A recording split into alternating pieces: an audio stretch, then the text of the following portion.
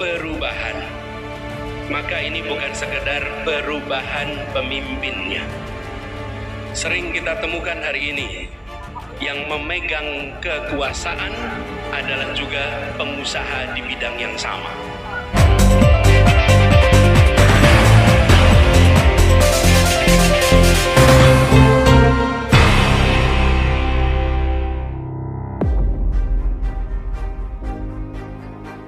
Bakal calon presiden yang diusung Koalisi Perubahan untuk Persatuan Anies Baswedan kian giat melakukan kampanye politiknya jelang pemilihan presiden pada Februari 2024 mendatang.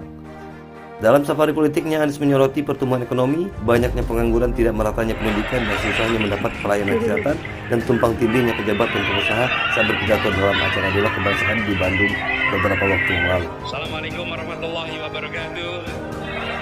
Anies mengatakan bahwa pertumbuhan ekonomi makro yang naik tidak menggambarkan kondisi yang terjadi di masyarakat.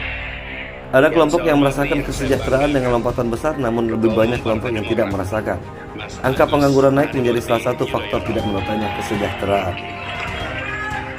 Dalam pidatonya, Anies menambahkan tantangan Indonesia ke depan sangat banyak dan bukan hanya terkait meningkatkan perekonomian, tapi yang perlu dilakukan yaitu memperluas lapangan pekerjaan bagi masyarakat. Saya akan garis bawahi beberapa yang perlu, yang insya Allah akan jadi prioritas kita ke depan. Ketika kita dengar kata perubahan, maka ini bukan sekedar perubahan pemimpinnya. Kenapa? Karena kalau pemimpinnya pasti akan berubah. Periode sudah sampai di ujung di tahun 2024. Jadi perubahan ini bukan bicara perubahan pemimpin. Lain kalau bicara 2019. Pada waktu itu kita bicara tentang mengganti. Kalau ini akan selesai. Jadi kemudian apa sesungguhnya perubahan ini? Perubahan ini kita berbicara tentang kondisi masyarakat. Yang tadi sudah disampaikan. Kondisi keluarga.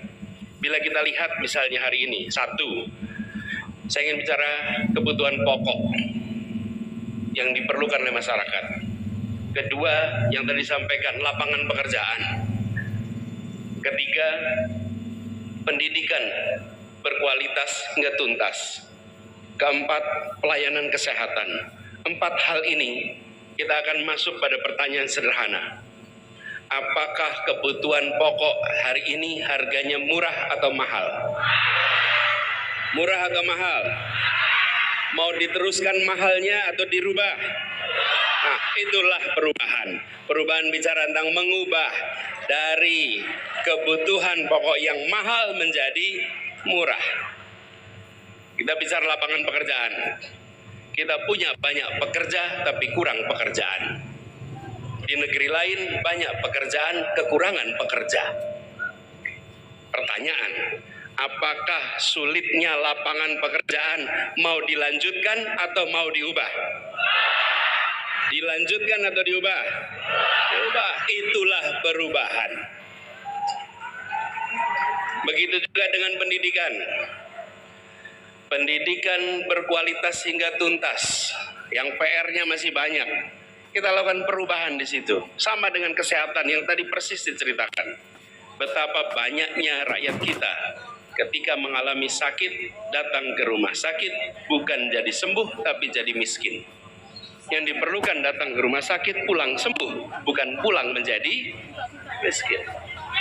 PR-PR inilah yang nanti kita ingin bereskan sama-sama. Izinkan saya mulai dengan bicara satu tentang kebutuhan pokok kita. Kita sering mendengar istilah mafia. Apa saja itu komoditas ada mafianya. Ini yang tadi disampaikan oleh Mas Ahaye, pentingnya penegakan hukum. Hukum ditegakkan bukan untuk mereka yang berseberangan pandangan, tapi untuk mereka yang merusak tatanan kehidupan masyarakat. Sering kita temukan hari ini, yang memegang kekuasaan adalah juga pengusaha di bidang yang sama. Ketika mengambil kebijakan, kita tidak bisa membedakan ini sedang sebagai pengusaha untuk perusahaannya atau ini dia sedang menjadi pemegang kekuasaan. Kita harus bersihkan ini. Republik ini tidak boleh membiarkan ada konflik of interest di tingkat pimpinan-pimpinannya. Bahkan kita sering menemukan pejabat dengan begitu banyak tugas menempel pada satu orang. Dan itu meningkatkan inefisiensi dan potensi konflik of interest. saya ingin bicara pendidikan sekarang. Akhir-akhir ini kita menyaksikan keramaian PPDB. Nah, kita ingin problem ini dibereskan. Apa akar masalahnya? Salah satu hal mendasar adalah ketersediaan bangku sekolah. Kita harus buka bangku-bangku baru di tempat-tempat yang kekurangan bangku sehingga setiap anak dapat kesetaraan kesempatan. Dan kemudian bicara tentang perekonomian secara luas. Tadi sempat disinggung juga tentang lapangan pekerjaan, skala ekonomi. Kita menyaksikan bahwa lapangan pekerjaan harus diperluas.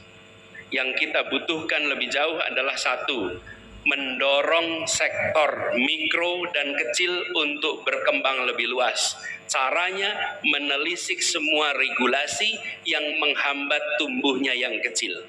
Semua regulasi yang terkait yang kecil harus direview. Semua kebijakan harus dipertanyakan. Siapa dapat apa, berapa besar, kapan, di mana. Terkait dengan kesempatan. Prinsipnya adalah membesarkan yang kecil tanpa mengecilkan yang besar. Yang terakhir, terkait dengan kesehatan. Tadi sudah disampaikan, kita ingin rakyat Indonesia memiliki jaminan rasa tenang untuk hidup sehat. Bila semuanya hanya diatur oleh BPJS, dokter pun terikat, perawat pun terikat, pasien pun terikat. Izinkan kita melakukan reformasi atas pelayanan itu. Jangan lupakan peran dokter, jangan lupakan peran perawat, tapi juga jangan tiadakan kepentingan pasien. Diajak bicara, susun sama-sama. Itu namanya pendekatan kolaborasi. Kita tidak memusuhi rumah sakit, kita tidak memusuhi dokter, justru harus belajar dari para dokter, harus ambil pelajaran dari pelayan kesehatan, dan lihat kenyataan. Dari situ susun sistem yang baik, lalu negara hadir memberikan pembiayaan yang cukup sehingga pelayanan kesehatan merata untuk semuanya. Mas Ahy, Bapak Ibu sekalian saya hormati, ini adalah 4 hal yang perlu menjadi perhatian dan akan menjadi perhatian kita. 1, masalah biaya hidup. Yang kedua, tentang pendidikan. Ketiga, lapangan pekerjaan. Keempat, kesehatan.